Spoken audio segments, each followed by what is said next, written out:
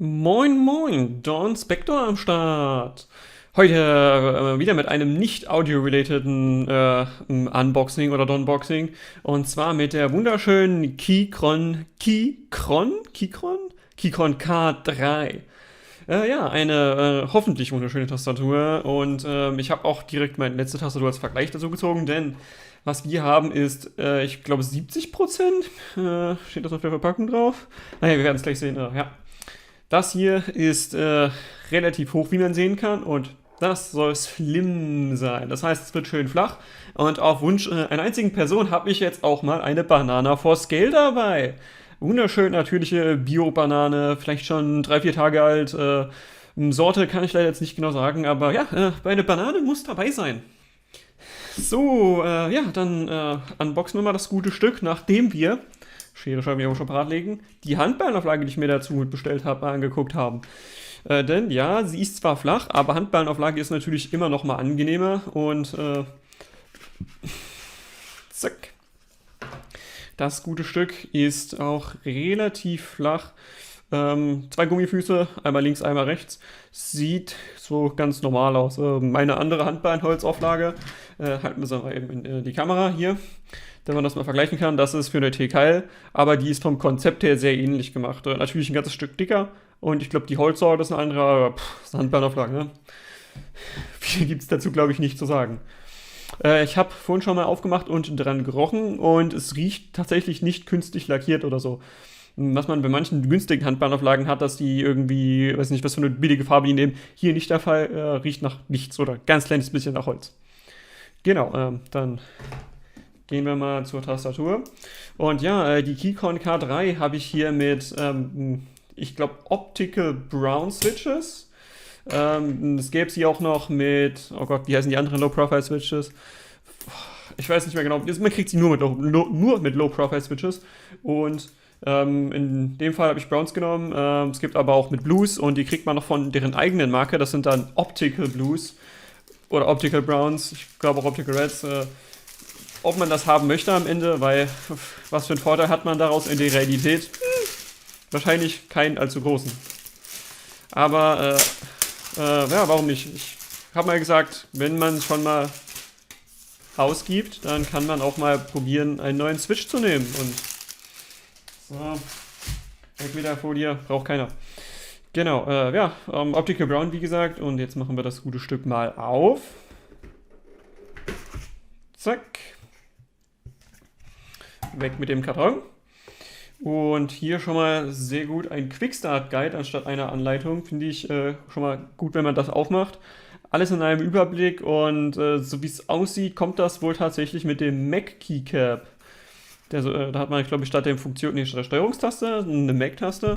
Ja, das heißt auch, wenn die Mac-Nutzer unter euch das schauen, ja, das Ding kann man auch mit einem Mac nutzen, ohne gleich direkt Key-Rebinding betreiben zu müssen, denn scheinbar wird auch ein Mac-Layout direkt unterstützt.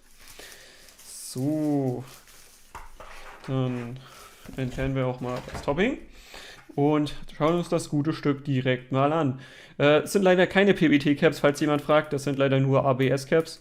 Und der Druckpunkt, würde ich sagen, ist ziemlich angenehm, aber ich finde es nicht ganz so knackig. Es könnte ein bisschen mehr Knack haben. Ich habe die Blues auch von einem Kumpel hier. Und die Blues machen natürlich ein ordentliche, die klicken ein bisschen mehr und sind natürlich viel lauter.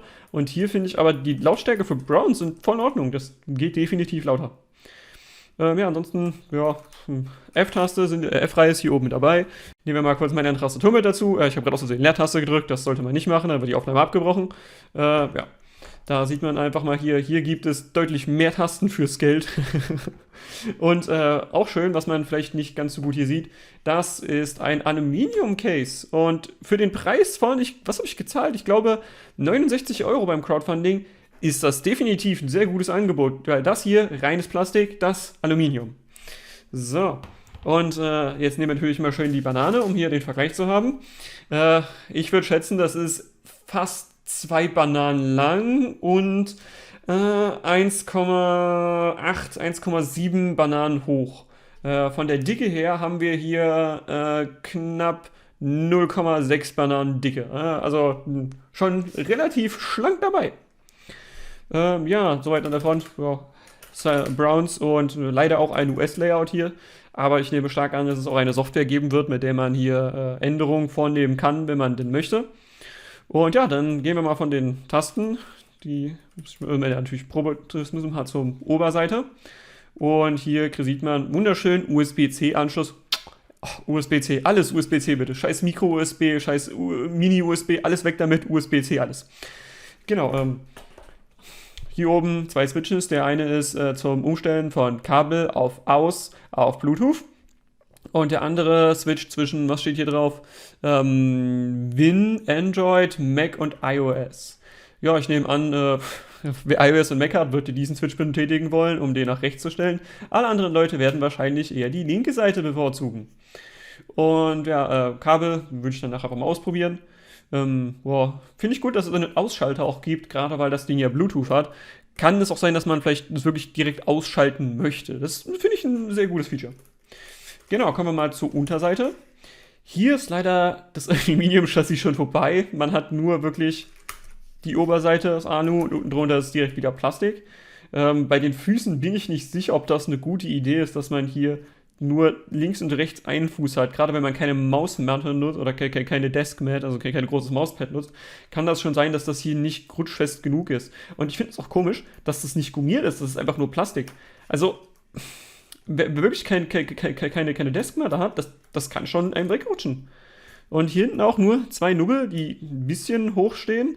Ich weiß nicht, ob es das überhaupt gebraucht hätte. Es wäre noch flacher geworden, wenn man es weggelassen hätte, aber gucken wir von der Seite drauf. Boah, das hat auch einen Winkel. Also hätte man meiner Meinung nach noch flacher haben können, wenn man diese Füße auch weglässt. Und nee, die lassen sich nicht rausnehmen. Ich probiere es, aber es klappt leider nicht.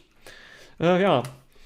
Ansonsten können wir, glaube ich, das Ding mal anschalten, denn das wird man jetzt auf den Bildern wahrscheinlich schlecht sehen, aber es kommt mit RGB. Und ja, ich finde RGB kacke, ist aber mit drin. Und von der Beleuchtung jetzt hier ist das hier, sieht aus wie Regenbogen. Ich weiß nicht, ob es noch andere Effekte gibt. Ich habe noch nicht in die Anleitung geguckt. Ich würde aber annehmen, dass man vielleicht hier, wenn man Function und das... Nee, da tut sich nichts. Okay, das ist Helligkeit. Aber das hier... Jetzt blinkt das? Was passiert hier? Habe ich den Effekt nicht geändert? Nochmal Function? Ich weiß nicht genau, warum das hier dann auf der 1-Taste plötzlich blinkt. Ist die Batterie vielleicht runter? Ich habe keine Ahnung. Und was passiert, wenn ich Function und diese Lampe hier drüben drücke? Ach nee, okay, ich raff es. Ja, das ist wahrscheinlich Bluetooth. Das möchte, dass ich mich mit irgendwas verbinde. Da habe ich natürlich nicht parat. Das können wir mal gucken, ob ich das in meinem Rechner hinkriege, aber ich glaube, das lasse ich lieber fürs Review offen. Genau. Ansonsten die Beleuchtung sieht auch bei der hellen Beleuchtung, die ich hier gerade habe, relativ gleichmäßig aus. Das habe ich schon deutlich schlechter gesehen und auch von der Helligkeit, das sieht voll in Ordnung aus. Natürlich nicht super hell, klar, aber gut, hier drüben ist die, ist das überhaupt in der Mitte durchgehen? Weiß nicht, doch, okay, hier ist die Beleuchtung nicht so schön, aber bei den anderen, oh Gott, man sieht schon meine Fingerabdrücke fettig hier drauf. Das ist nicht so geil. Was die Keycaps selbst angeht, ich glaube, die sind nicht Double Shot, die sind, glaube ich, nur normal halt beschichtet, sage ich mal. Das weiß ich aber nicht genau, da müsste ich nochmal ins Datenblatt reingucken. Das werde ich fürs Review natürlich definitiv nachgucken, denn das ist definitiv für die Langlebigkeit einer Tastatur auch ein wichtiges Feature. Dann können wir es mal wieder hier umstellen auf Kabel, damit das hier uns off. Machen wir den Ausschalter. So, genau, es hat 3 Stufen, falls jemand fragt, genau. Was ich etwas schade finde, ich weiß nicht genau, wie ich das jetzt auseinandernehmen soll, weil hier unten keine Schrauben sind. Das heißt, wenn ich mal den Akku tauschen würde wollen, keine Ahnung, ob das verklebt, verschweißt, was auch immer. Ich bin mir nicht sicher. An der Front sehe ich hier mal ein paar Schrauben, also vielleicht kann man das doch irgendwo aufmachen. Müsste mal gucken. Ist gerade halt, wenn sowas wie hier eine Batterie hat, möchte man die vielleicht schon mal tauschen wollen. Und bei der anderen hier war, glaube ich, auf der Rückseite... genau, da sind Schrauben unter den Füßen. Da könnte man da einfach aufmachen hinten. Und wahrscheinlich auch oben irgendwo unter den Caps. Das soll soweit auch zum Unboxing hier gewesen sein. Ich glaube, noch nicht ganz, wir können mal hier gucken, was hier noch dabei ist. Hier ist ein gesleevedes USB-A zu USB-C-Kabel, ein Keycap-Puller und Ach ja, ein Switch-Puller, genau, denn diese Tastatur gibt es in verschiedenen Varianten und ich habe die mit, wie gesagt, Optical Browns und die sind aber auch tauschbar. Das heißt, man könnte sich wahrscheinlich auch beliebige andere Low-Profile, vielleicht auch normale Profile-Switches hier reinbauen. Dann müsste man gucken, was der tatsächlich unten drunter der Stem ist. Ja, und hier extra Keycaps für Windows nehme ich an. Müsste man tauschen oder werde ich tauschen, weil ich natürlich kein Mac-Nutzer bin, denn weg, bitte. Und hier sind aber auch zwei weitere Gummifüße dabei. Also scheinbar sind die tatsächlich nur aufgeklebt hier unten. Ne, die sehen ein bisschen eingelassen aus. Weiß ich nicht genau. Muss man sich wahrscheinlich mehr im Detail angucken. Genau, das war aber dann wirklich jetzt soweit alles aus der Verpackung. Dann würde ich euch sagen, ich wünsche euch noch einen schönen Nachmittag, schönen Abend, schönen Morgen, schönen Tag, wann auch immer ihr dieses Unboxing schaut. Und nochmal, um zu Vergleich die Banane ranzuziehen, in einer anderen Tastatur. Das hier ist etwa 2 Bananen lang, etwa 1,7, 1,8 Bananen hoch und knapp eine Banane tief.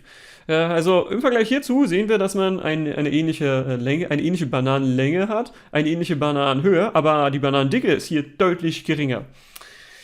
Genau, außerdem im großen Unterschied zu Bananen, diese Banane ist schon, wie man sieht, sie hat leichte Bräunungspuren, sie ist etwas weich. Das heißt, man kann sagen, auf der Bananenhärte-Skala ist das hier definitiv wahrscheinlich eine 5, während das hier eher eine 1, weil das ist meine Messbanane. Also eine 1 auf der Bananenskala hier und eine 5 auf der Bananenskala hier.